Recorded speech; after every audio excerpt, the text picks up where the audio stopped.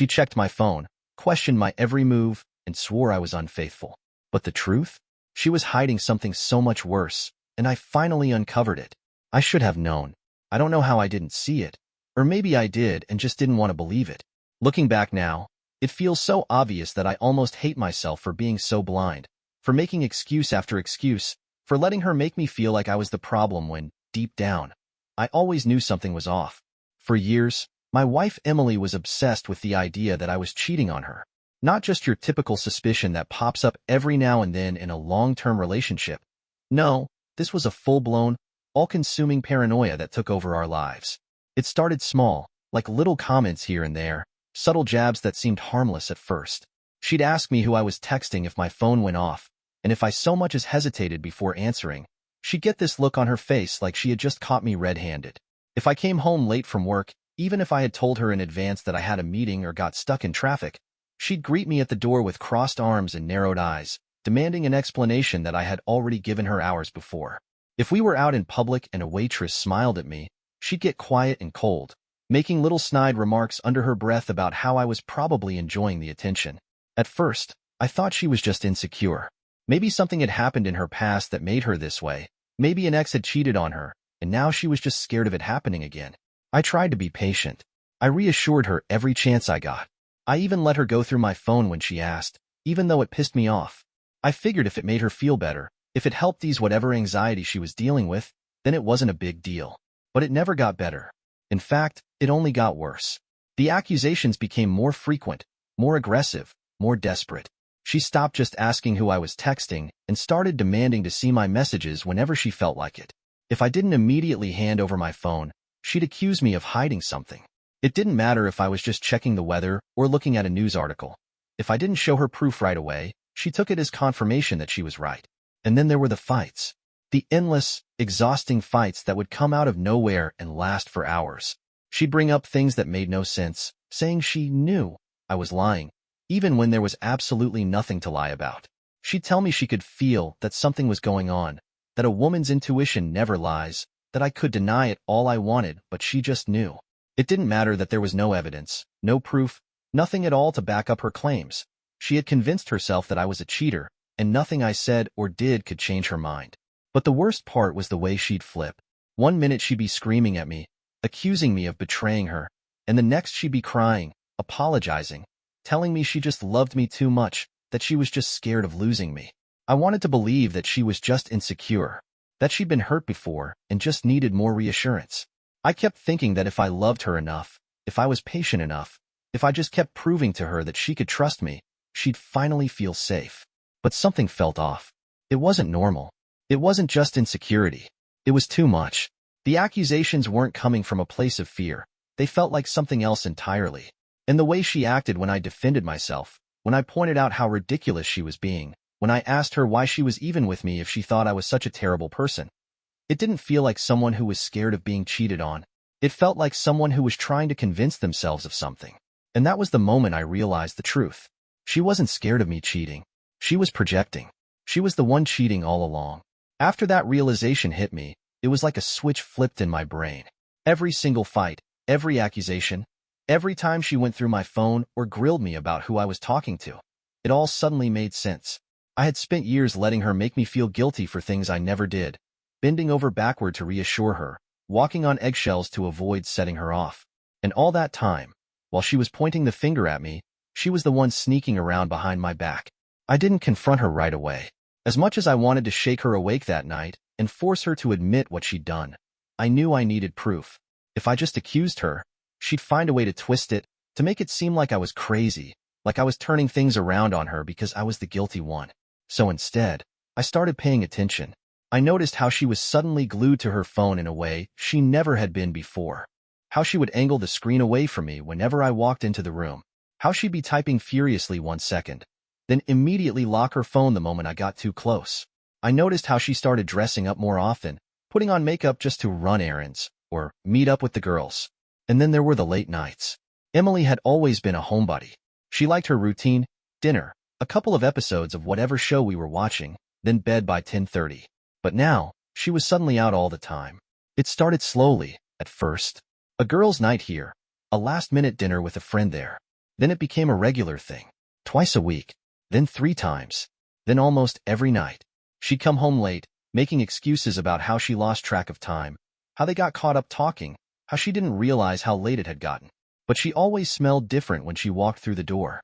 I told myself I needed more than just suspicions. I needed cold, hard proof. I needed to catch her in the act. So I waited.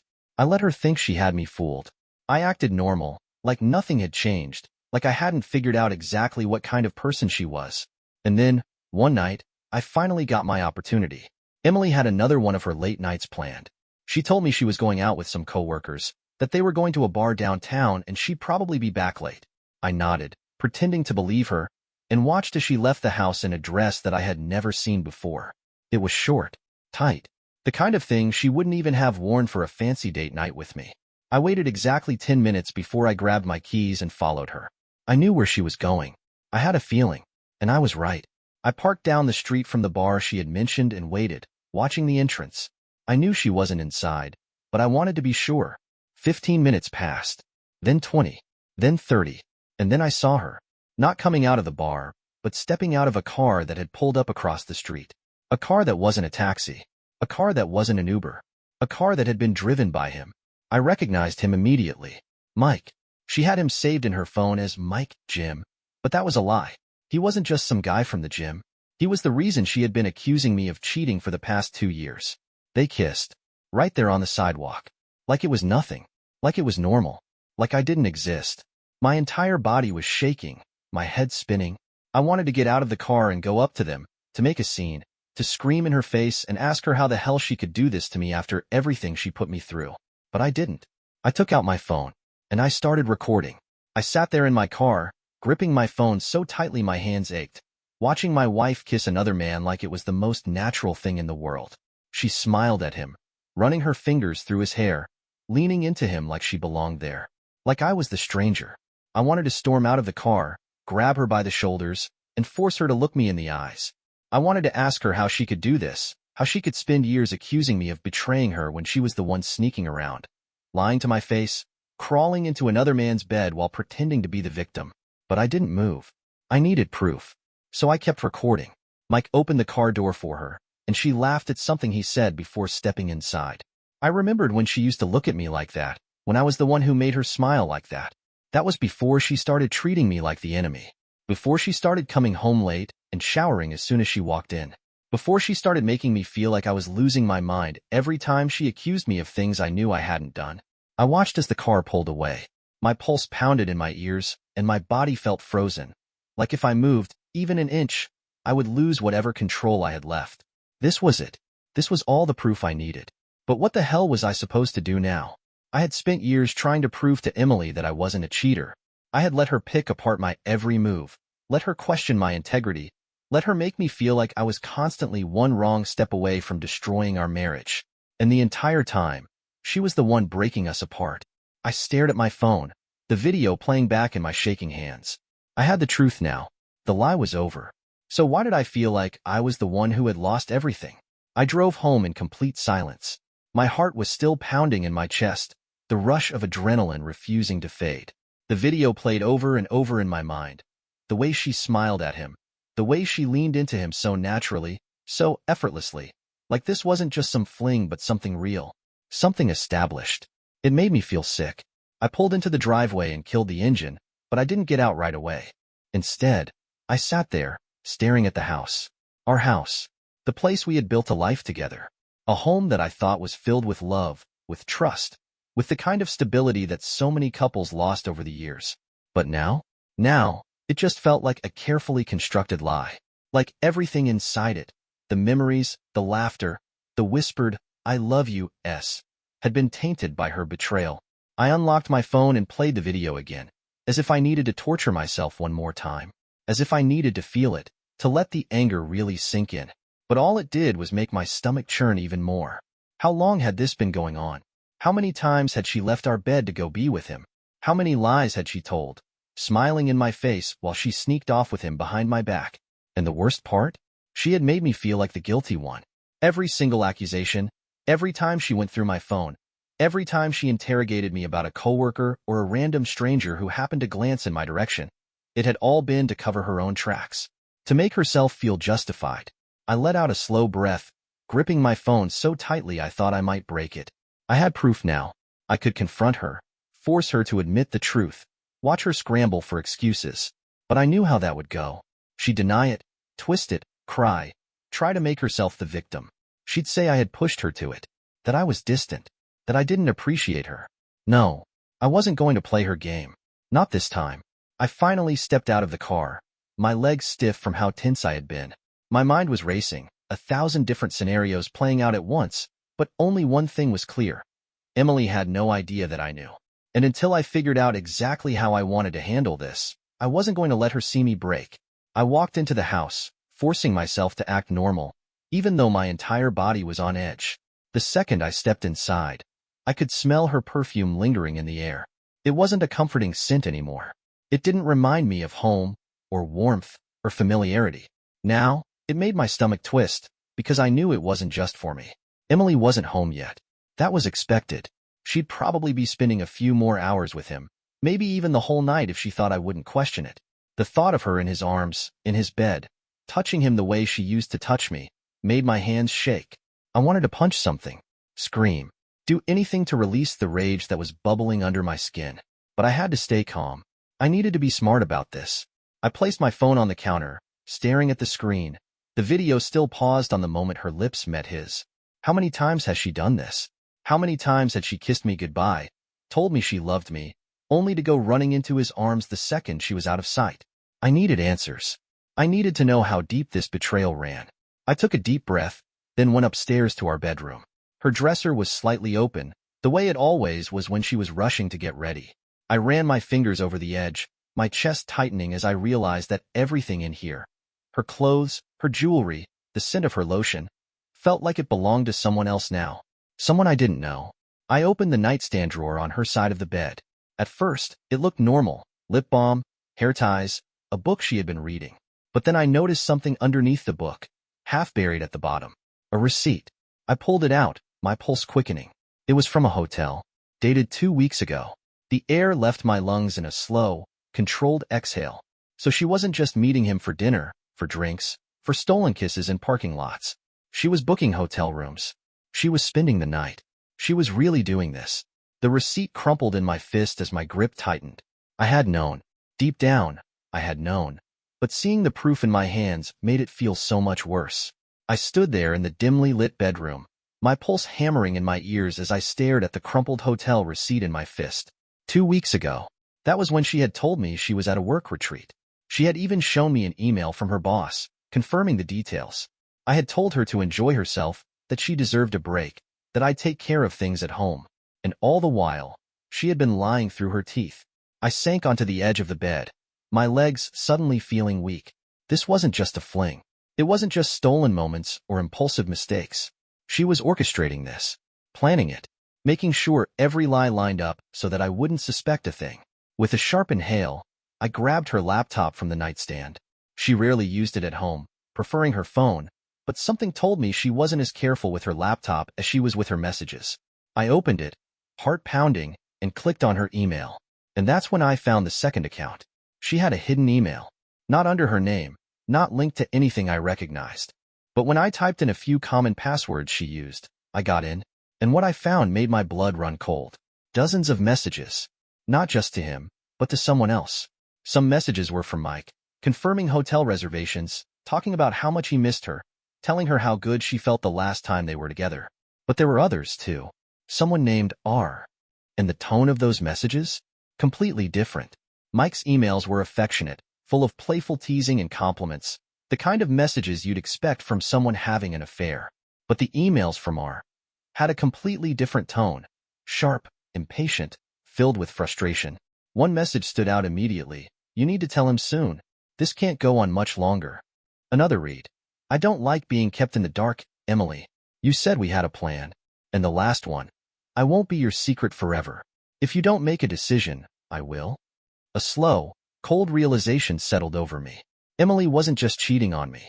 She was also cheating on the man she had replaced me with. And from the way it sounded, he wasn't just going to sit back and wait. Whatever was happening here, it was spiraling out of control fast. and I was standing right in the middle of it, completely unaware of just how bad things were about to get. My hands were ice cold as I scrolled through the emails, reading them over and over, hoping I was misunderstanding something. But the more I read, the clearer it became. Emily wasn't just tangled in one affair. She was balancing too. Mike thought he was the only one sneaking around with her. R. thought he was waiting in the shadows for their future together. And I, her husband, had been living in complete ignorance, gaslit into believing I was the untrustworthy one. I exhaled slowly, trying to piece it all together. The way R was talking, it sounded like he wasn't just some casual fling. He was expecting commitment. He was waiting for her to leave me. And if she didn't, I will make a decision for you. The words from his last email replayed in my mind like a warning. I didn't know who this guy was. I didn't know what he was capable of. But something about the way he worded his threats made me uneasy. This wasn't just some jealous side guy throwing a tantrum. This sounded like someone on the edge. Someone who had been patient for too long and was done waiting. And that made me wonder. Did Mike know about him? Did Emily think she had everything under control? Did she believe she could keep them both strung along, playing her little game, while keeping me completely in the dark? Or was she just as terrified of how this would all end as I was beginning to be? I leaned back in the chair, my pulse thudding in my ears. I had thought confronting her would be the hardest part. But now, I wasn't even sure if I was the one who needed to confront her first. Because if R was serious about forcing a decision, then Emily might not have much time left before this whole thing exploded in her face. And I wasn't sure I wanted to be anywhere near the fallout. I closed the laptop and sat in silence, my breathing uneven as my mind tried to make sense of everything. Emily had dug herself into something much bigger than a simple affair. She wasn't just sneaking around. She was walking a tightrope between two men, both of whom thought they had a claim on her. And one of them was getting dangerously impatient. I stared at the email thread, scrolling through the messages again, looking for any detail that might tell me who R really was. There had to be something, an address, a name, anything. But Emily was careful, too careful. Most of the messages were vague, just timestamps, promises, excuses. Then I noticed something. A forwarded email buried under a pile of old conversations. It wasn't from R directly. It was a dinner reservation confirmation she had sent to herself. The reservation had been made 2 months ago, booked at an upscale steakhouse in the city. But it wasn't under Emily's name. The sender?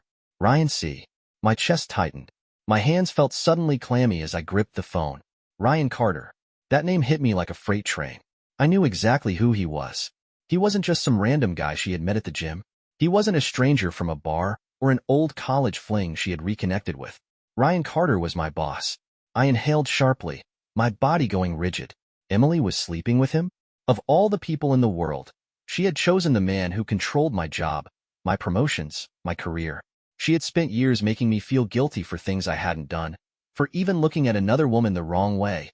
And the whole time, she had been crawling into bed with the one person who could single-handedly ruin my life. And now he was losing patience. Make a choice, Emily, or I will. I felt the weight of those words settle over me like a dark cloud. This wasn't just a messy affair. This was a full-blown catastrophe. And I had no idea how deep it really went. My entire body went cold as the weight of the situation sank in. My wife was having an affair with my boss. Not just sneaking around with some stranger. Not just meeting up with some guy I'd never have to see or think about again. She had entangled herself with the one man who had direct control over my career, my future, my entire livelihood. And he was done waiting. Make a choice, Emily, or I will. What the hell did that even mean? Was he threatening to tell me himself? To out their affair to everyone? Or was he planning something worse? I clenched my jaw, forcing myself to stay calm, but my thoughts were spiraling. If Ryan Carter wanted her to leave me, what was stopping him from pushing me out of my own job to make it happen? I had worked at that company for years, building my reputation, moving up the ranks. What if all of that was about to be ripped away from me because my wife couldn't keep her lies straight? I needed more. I pulled out my phone and did a quick search for Ryan's social media. His profiles were mostly private, but one thing stood out immediately: his wife. That's right, his wife, Jessica Carter. Blonde, perfect, always posting photos of their country club events, their family vacations, their picture-perfect life. She had no idea, did she? Ryan wasn't just demanding Emily leave me. He was expecting her to destroy 2 marriages in the process. And if she didn't, would he expose everything? Would he tell Jessica? Would he ruin me out of spite? I exhaled sharply, my hands shaking as I shut the laptop. I had started this night thinking my marriage was falling apart. Now, I was starting to wonder if my entire life was about to go down with it. I sat there, gripping my phone, staring at the screen as if it might somehow give me the answers I needed. My marriage was already destroyed, but now, my career was hanging by a thread, too. I didn't just have to deal with the betrayal. I had to deal with the fact that my wife had put me in the middle of a situation that could explode at any second. And I had a decision to make. Confronting Emily would be a waste of time. She'd lie, cry, twist the truth, do anything to paint herself as the victim. I had no interest in hearing her excuses, no patience left to stomach another manipulative sob story. Ryan Carter was a different problem entirely. If he was threatening her, what stopped him from turning on me? I had worked at that company for years, built my reputation, my career. And now, all of it was hanging in the balance because my wife couldn't keep her lies straight. But Ryan had made one mistake. He assumed he had all the power. He assumed he was the one pulling the strings, waiting for Emily to make a decision. He had no idea I was 3 steps ahead of him now. I pulled up Emily's number and typed a short message. Come home. We need to talk. Then, I found Jessica Carter's social media again. Ryan's wife. The woman who had no idea that while she was posting about charity galas and vacation homes, her husband was sneaking around with mine. I clicked on her direct messages and started typing. I don't know how to say this, but I think you deserve to see this. I attached the emails, the hotel receipt, the proof, and then I sat back, staring at the screen, my heart pounding as I waited for the first domino to fall. No more games. No more waiting. No more letting them decide how this played out. This time, I was the one making the choice, and I was about to set their whole world on fire.